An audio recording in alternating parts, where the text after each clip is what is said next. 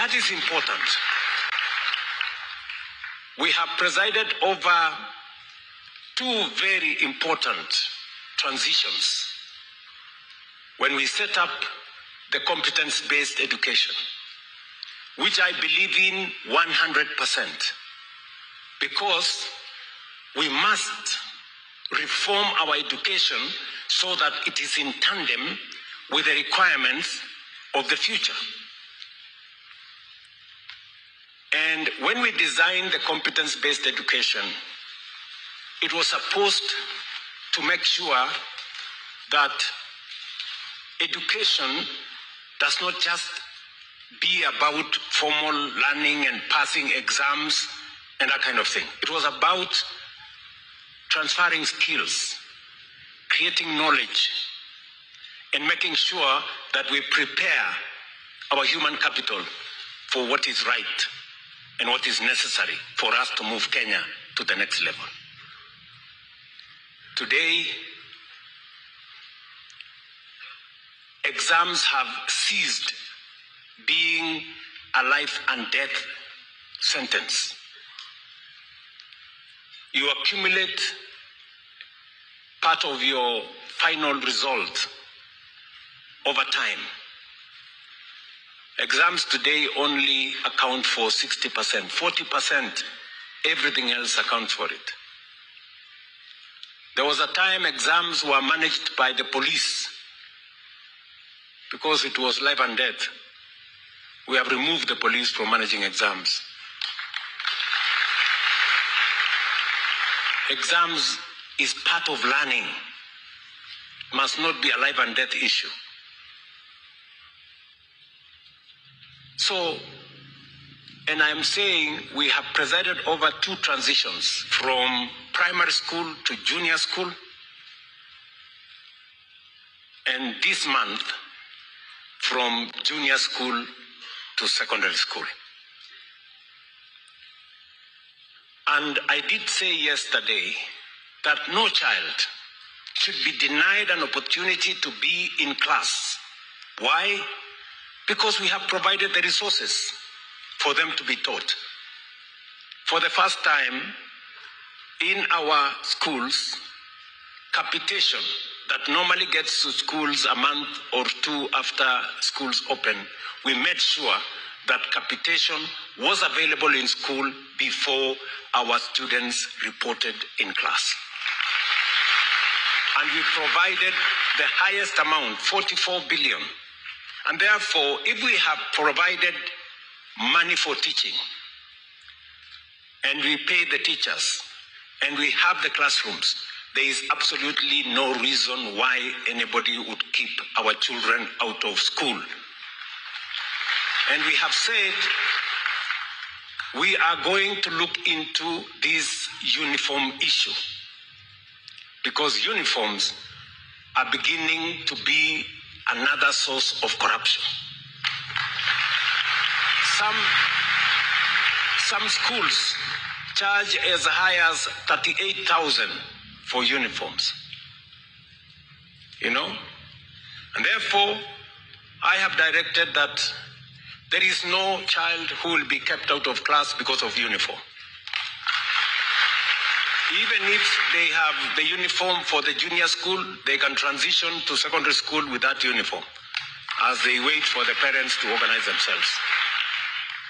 So we are going to work with all the stakeholders, the other stakeholders, to agree so that we don't erect additional impediments to access to education. And that brings me to this meeting. Why are we here? We are here because the people of Kenya told us that among the most serious challenges we have as a nation, in every home, there is a child who has finished Form 4 or college or university, and yet they don't have a job. And because we spend 700 billion shillings every year on education, we must equally think on what happens when the pipeline through education gets out, what do? And that is why we designed a concrete, practical, intentional, deliberate program on how to create jobs in Kenya.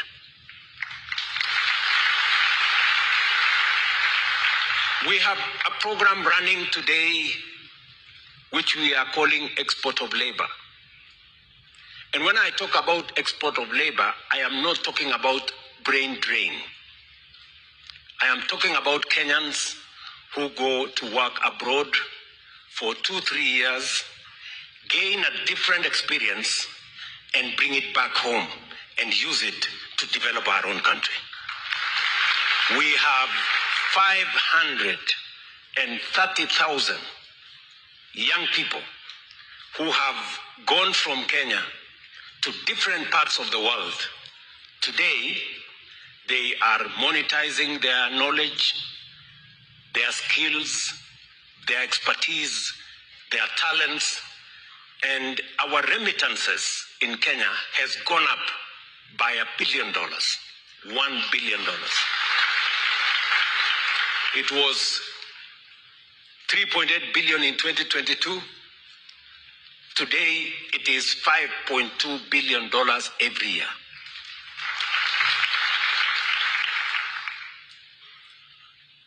We have a whole ecosystem that we are building in what we call the digital jobs space. We are spreading our fiber optic across Kenya. We've done 30,000 kilometers. We want to do 100,000 kilometers.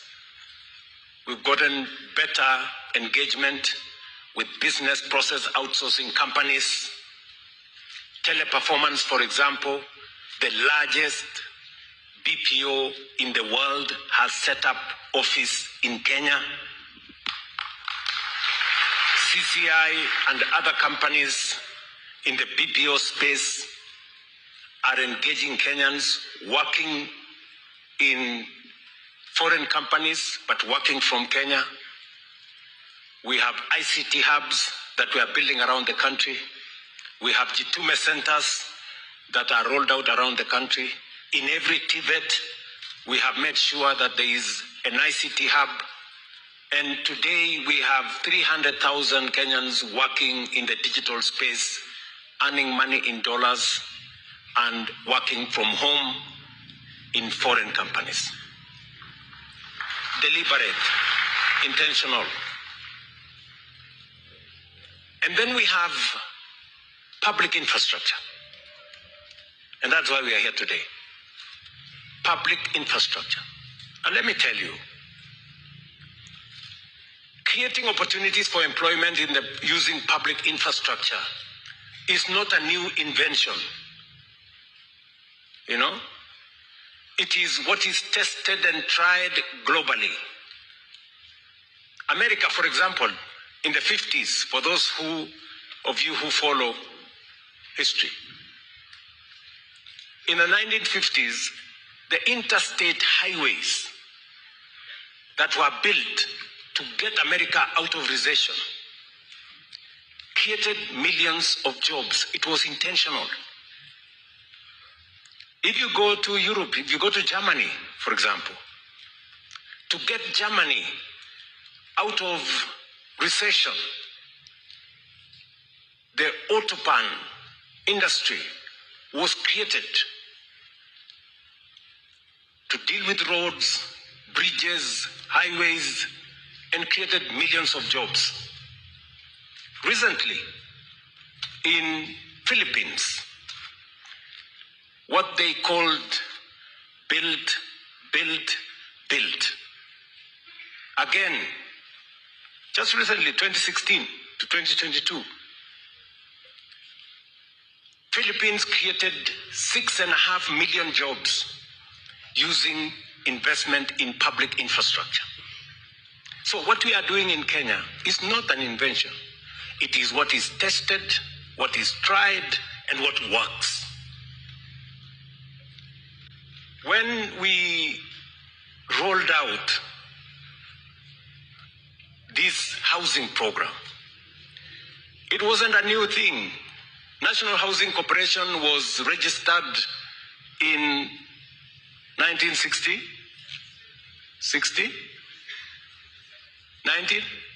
1953, I'm told, by the chair there. Almost earlier than South Korea and Singapore registered theirs. Right? But we have been, battling with what do we do with it? How do we do it? It was there. We went to slum upgrading. It was there in the manifesto of every political party. For the last 30 years, housing has been a permanent feature in every political party's manifesto.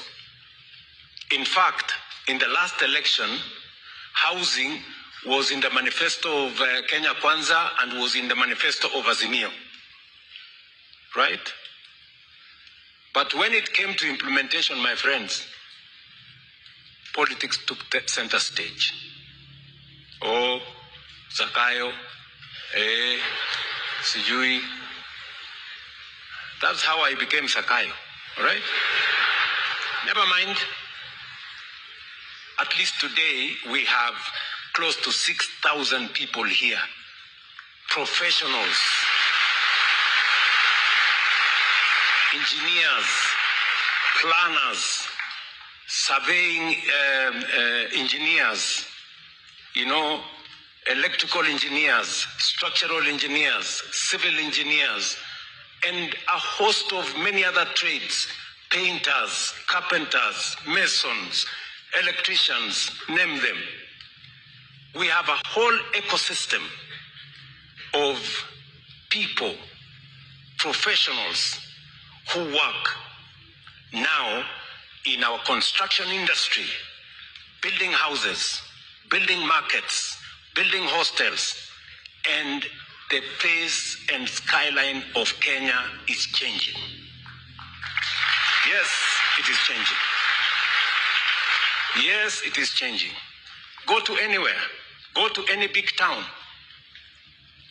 The face and skyline of Kenya is changing. And that is why I want to persuade you, and I am very, very, very proud of this moment, that Kenya is finally doing what is right. We are finally taking charge of our own destiny and changing our country for the better. Yes. You guys will be working in real,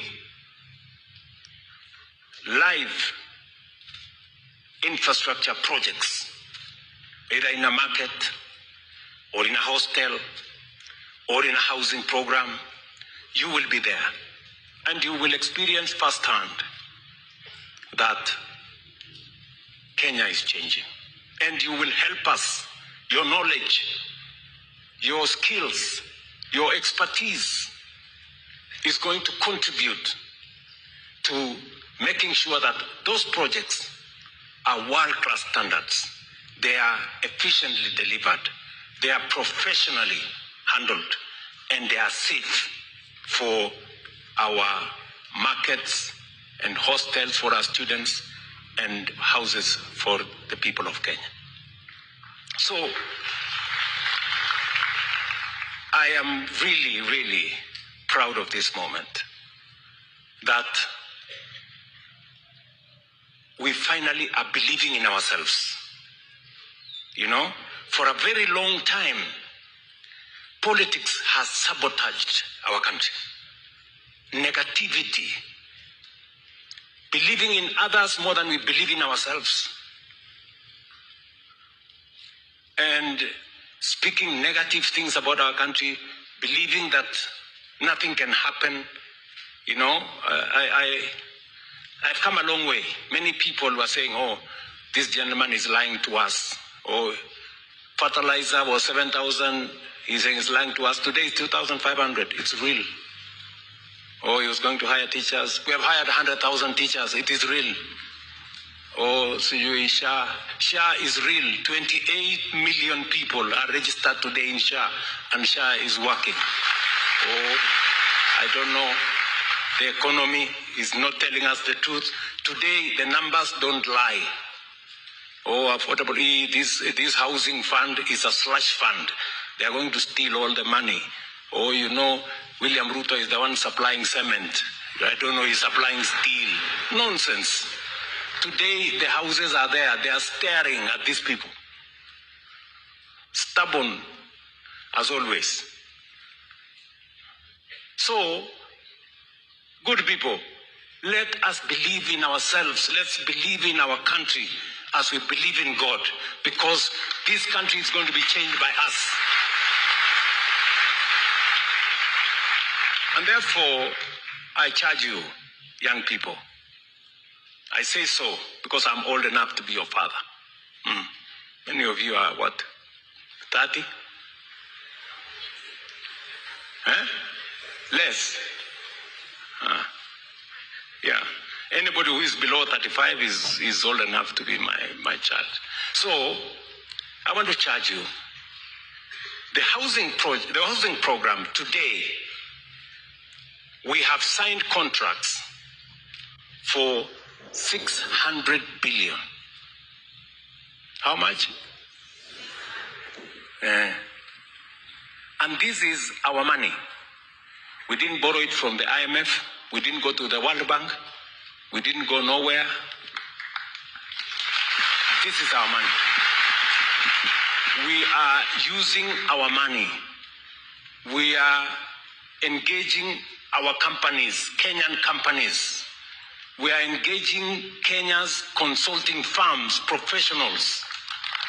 We are using our raw materials, and the young people of Kenya, including the interns who are here, are at it, transforming our nation. It tells you there is nothing that we cannot do if we believe in ourselves and if we provide the right leadership. If I was a coward, this project would not have happened. Bila wananipigia makelele hapo, Zakayo, maandamano, nini. This project would not be there. We would not be having this conversation with these many young people. So, let me ask you, as I finish, and to thank many people who believed in Kenya. Many public servants, public officers, working Kenyans who contributed to the housing fund. They are the heroes of this program. They are the ones who have made this program what it is. And I want to encourage them that every cent that they have contributed to the housing fund, I take full responsibility that it must be put to good use, and it must develop the houses, the markets, the hostels, money that was meant for it. I must thank our professionals, consulting firms. They are great patriots. Wapigie makofi. I know I haven't had a moment to say this, but I will say it again. These consulting firms, our architects, our engineers, our surveyors, and all the people who have made housing, markets, hostels possible, they have made a very big contribution. Just imagine, their fees ordinarily would be anywhere between 8% and 12, 13, 14%. Ordinarily, that's what their fees is supposed to be. I called these people. Jennifer was there, right? We sat in a room there called number 6. And I told them, listen,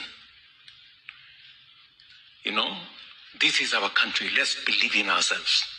you people, you do one house here, one house there, one block of flat there. We want to give you skill. Let us negotiate the fees. Do you know how much we pay them today?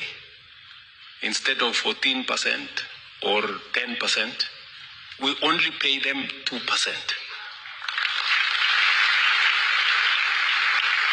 And they have done a wonderful job. Wapigie makofi. They've done a wonderful job.